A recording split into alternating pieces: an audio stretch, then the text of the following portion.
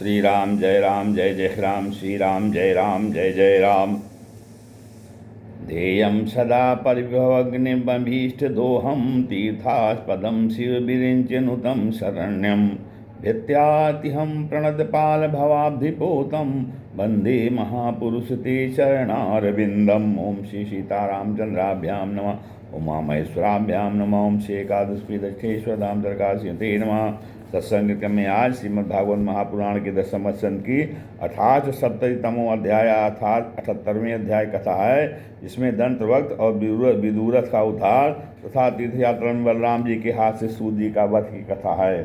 श्री सुखदेव जी कहते हैं, शिवपाल से सालवस्य पौंड्रकस्यापि दुर्मति परलोक गतानाम चा कुर्वन् पारोक्ष सौहृदम। परीक्षित, सुस्वाल, साल और पौंड्रक के मारे जाने पर उनकी मित्रता का ऋण चुकाने के लिए मूर्ख दंतवक्त अकेला ही पैदल युद्ध भूमि में आधम का। वह क्रोध के मारे आग बबूला हो रहा था। शस्त्र के नाम पर उसके हाथ में एकमात्र गदा थी, परंतु परीक्षित लोगों ने देखा वह इतना शक्तिशाली है कि उसके पैरों की धमक से पृथ्वी हिल रही है। भगवान श्री कृष्ण ने जब उसे इस प्रकार आते देखा, तब झटपट हाथ में गदा लेकर वे रथ से कूद पड़े। फिर जैसे समुद्र के तट की भूमि उसके ज्वार भाटे को आगे बढ़ने से रोक देती है, वैसे उन्होंने उसे रोक दिया। घमंड के नशे में चूर कर उस नरेश दंतवक्त ने गदा तान कर भगवान श्री कृष्ण से कहा, बड़े सौभाग्य और आनंद की बात है कि आज तुम मेरी आंखों के सामने पड़ गए। कृष्ण, तुम मेरे मामा के लड़के हो, इसलिए तुम्हें मारना तो ठीक नहीं चाहिए, परंतु एक तो तुमने मेरे मित्रों को मार डाला है और दूसरे तो मुझे भी मारना चाहते हो, इसलिए मतिमंद आज मैं तुम्हें अपनी वज्र कर्कश गदा से चूर चूर कर डालूंगा। मूर्ख, वैसे तो तुम मेरे संबंधी हो, फिर भी हो शत्रु ही। जैसे अपने ही शरीर में रहने वाला कोई रोग हो। मैं अपने मित्रों से बड़ा प्रेम करता हूँ, उन पर मुझ पर ऋण है। अब तुम्हें मारकर ही मैं उनके ऋण से ऋण हो सकता हूँ। जैसे महावत अंकुश से हाथी को घायल करता है, वैसे ही दंतवक्त ने अपनी कड़वी बातों से कृष्ण को चोट पहुँचाने की चेष्टा की और फिर वह उनके सिर पर बड़े वेग से गदा मारकर सिंह के समान गरज उठा।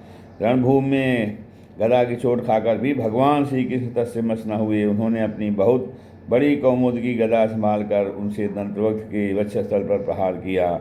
गदा की चोट से दंतवक्त का कलेजा फट गया, वह मुंह से खून उगलने लगा, उसके बाल बिखर गए, भुजाएं और पैर फैल गए। निदान निष्प्राण होकर वह धरती पर गिर पड़ा। परीक्षित, जैसा कि शिशुपाल के मृत्यु के समय हुआ था, सब प्राणियों के सामने ही दंतवक्त के मृत शरीर से एक अत्यंत सूक्ष्म ज्योति निकली और वह बड़ी विचित्र रीत से भगवान श्री कृष्ण में समा गई। दंतवक्त के भाई का नाम था विदुरथ। वह अपने भाई की मृत्यु से अत्यंत शोकाकुल हो उठा। अब वह क्रोध के मारे लंबी लंबी सांस लेता हुआ हम हाथ में ढाल तलवार लेकर भगवान श्री कृष्ण को मार डालने की इच्छा से आया। राजेंद्र, जब भगवान श्री कृष्ण देखा कि अब वह प्रहार करना ही चाहता है, तब उन्होंने अपने छुरे की समान तीखी धार वाले वज्र से, चक्र से, किरीट और कुंडल के साथ उसका सिर धड़ से अलग कर दिया। इस प्रकार भगवान श्री कृष्ण ने साल, उसके विमान, सौभ, दंतवक्त और विदुरथ को, जिन्हें मारना दूसरों के लिए अशक्त था, मारकर द्वारकापुर में पेश किया। उस समय देवता और मनुष्य उनकी स्तुति कर रहे थे। बड़े बड़े ऋषि मुनि, सिद्ध, गंधर्व, विद्याधर और वासुकी आदि महानाग, अप्सराएं, पितर, यक्ष, किन्नर तथा चारण आदि उनके ऊपर पुष्पों की वर्षा करते हुए उनकी विजय के गीत गा रहे थे। भगवान के प्रवेश के अवसर पर पूरी खूब सजा दी गई थी और बड़े बड़े विश्ववंशी यादव और वीर उनके पीछे पीछे चल रहे थे।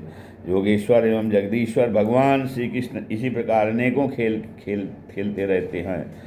जो पशुओं के समान अविवेकी हैं, वे उन्हें कभी हारते भी देखते हैं, परंतु वास्तव में तो वे सदा सर्वदा विजयी ही हैं। एक बार बलराम जी ने सुना कि दुर्योधन आदि कौरव पांडवों के साथ युद्ध करने की तैयारी कर रहे हैं। वे मध्यस्थ थे, उन्हें किसी का पक्ष लेकर लड़ना पसंद नहीं था, इसलिए वे तीर्थों में स्नान करने के बहाने द्वारका से चले गए। वहाँ से चलकर उन्होंने प्रभास क्षेत्र में स्नान किया और तर्पण तथा ब्रह्मांड भोजन के द्वारा देवता, ऋषिपुत्र और मनुष्यों को तृप्त किया। इसके बाद वे कुछ ब्राह्मणों के साथ जिधर से सरस्वती नदी आ रही थी उधर ही चल पड़े। वे क्रमशः पृथुदक, बिंदुसार, त्रितकूप, सुदर्शन तीर्थ, विशाल तीर्थ, ब्रह्म तीर्थ, चक्र तीर्थ और पूर्ववाहिनी सरस्वती आदि तीर्थों में गए। परीक्षित, तदनंतर यमुना तट पर गंगा तट के प्रधान तीर्थों में होते हुए वे नैमिषारण्य क्षेत्र में गए। उन दिनों नैमिषारण्य क्षेत्र में बड़े बड़े ऋषि सत्संग रूप महान सत्र कर रहे थे। यमुना मनुधायान्य वे गंगा मनुज भारत जगाम दैवी संयत्र ईश्या सत्र मासते। तो दीर्घ काल तक सत्संग सत्र का नियम लेकर बैठे हुए ऋषियों ने बलराम जी को आया देख अपने अपने आसन में उठकर उनका स्वागत सत्कार किया और यथायोग प्रणाम आशीर्वाद करके उनकी पूजा की। वे अपने साथियों के साथ आसन ग्रहण करके बैठ गए और उनकी अर्चा पूजा हो चुकी। अब उन्होंने देखा कि भगवान व्यास के शिष्य रोमहर्षण व्यास गद्दी पर बैठे हुए हैं।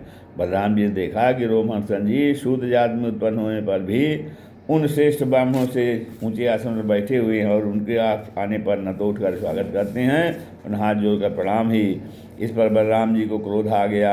वे कहने लगे कि यह रोमहर्षण प्रतिलोम जात का होने पर भी इन श्रेष्ठ ब्राह्मणों से बचा से तथा धर्म की रक्षा हम लोगों से ऊपर बैठा हुआ है, इसलिए वह यह दुर्बुद्धि मृत्युदंड का पात्र है। भगवान व्यासदेव का शिष्य होकर इसने इतिहास पुराण धर्मशास्त्र आदि बहुत से शास्त्रों का अध्ययन भी किया है, परंतु अभी इसका अपने मन पर संयम नहीं है।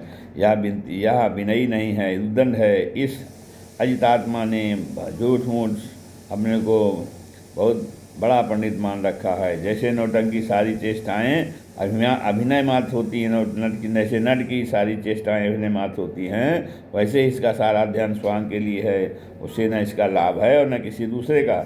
जो लोग धर्म का चिन्ह धारण करते हैं परंतु धर्म का पालन नहीं करते, वे यानी अधिक पापी हैं और वे मेरे लिए बस करने योग्य हैं इस जगत में। इसीलिए मैंने अवतार लिया है।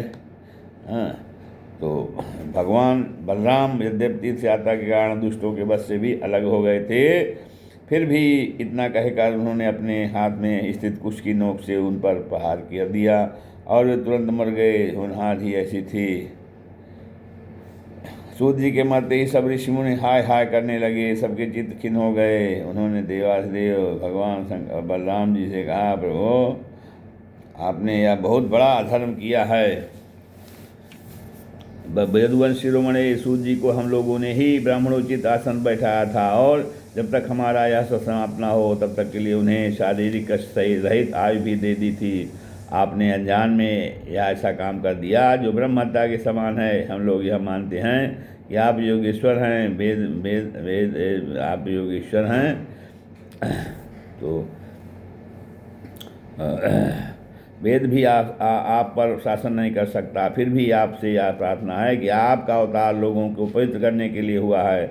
यदि आप किसी की प्रेरणा के बिना स्वयं अपनी इच्छा से इस ब्रह्म हत्या का प्रायश्चित कर लेंगे तो इससे लोगों को बहुत शिक्षा मिली। भगवान बलराम ने कहा, मैं लोगों को शिक्षा देने के लिए, लोगों पर अनुग्रह करने के लिए इस ब्रह्म हत्या का प्रायश्चित अवश्य करूँगा तथा इसके लिए प्रथम श्रेणी का जो प्रायश्चित है आप लोग उसी का विधान कीजिए। आप लोग इस सूत को लंबी आयु, बल, इंद्रिय, शक्ति आदि जो कुछ भी देना चाहते हो मुझे बतला दीजिए, मैं अपने योग बल से सब कुछ संपन्न किए देता हूँ। ऋषियों ने कहा, बलराम जी आप ऐसा कोई उपाय कीजिए जिससे आपका शस्त्र पराक्रम और इनके मृत्यु भी व्यर्थ न हो और हम लोगों ने इन्हें जो वरदान दिया था वह भी सत्य हो जाए। भगवान बलराम जी ने कहा, ऋषियों वेदों का ऐसा कहना है कि आत्मा ही पुत्र के रूप में उत्पन्न होता है, इसलिए रोमहर्षण के स्थान पर उनके पुत्र आप लोगों को पुराणों कथा सुनाएगा। उसे मैं अपनी शक्ति से दीर्घायु, इंद्रिय शक्ति और बल दिए देता हूँ। ऋषियों इसके अतिरिक्त आप लोग और जो कुछ भी चाहते हो मुझसे कहिए, मैं आप लोगों की इच्छा पूर्ण करूँगा। अनजान में मुझसे जो अपराध हो गया है उसका प्रायश्चित भी आप लोग सोच विचार कर बतलाइए, क्योंकि आप लोग इस विषय के विद्वान हैं। ऋषियों ने कहा, बलराम जी इलवल का पुत्र वलवल नाम का एक भयंकर दानव है, वह प्रत्येक पर्व पर यहाँ पहुँचता है और हमारे इस शब्द को दूषित कर देता है। जगनंदन हम यहाँ आकर पीप, खून, विष्ठा, मूत्र, शराब और मांस की वर्षा करने लगता है। वह यहाँ आकर आप उस पापी को मार डालिए, हम लोगों को यह बहुत बड़ी सेवा होगी। इसके बाद आप एकाचित से तीर्थों में स्नान करते हुए 12 महीनों तक भारतवर्ष की परिक्रमा करते हुए विचरण कीजिए, इसमें आपको शुद्धि हो जाएगी। श्रीमद्भागवते महापुराणे पारमहंस्यां संहितायां दशम स्कंधे उत्तरार्धे बलदेव चरित्र बलबल वधो उपक्रमो नामाष्टसप्ततितमो अध्याय। श्री राम जय राम जय जय राम, श्री राम जय राम जय जय।